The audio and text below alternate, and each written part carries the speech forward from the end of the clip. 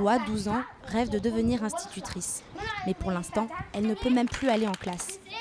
En 2016, avec sa famille, elle a fui Taez, au sud-ouest du Yémen, après le bombardement de son école, pour se réfugier dans la capitale Sanaa. On ne pouvait pas étudier. Qu'avons-nous fait de mal? Nous n'avons rien fait. Des centaines de milliers d'enfants yéménites sont déscolarisés à cause de la guerre.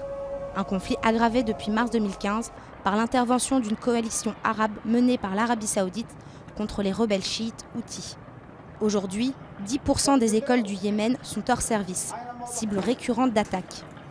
L'UNICEF a recensé 212 attaques directes contre des écoles, y compris des frappes aériennes qui auraient tué des élèves.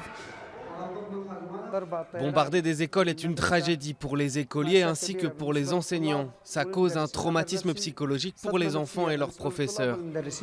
Les écoles sont parfois occupées par des combattants ou transformées en camps de réfugiés. À Sanaa, les classes sont surchargées.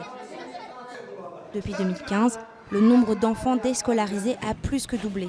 Des enfants particulièrement vulnérables.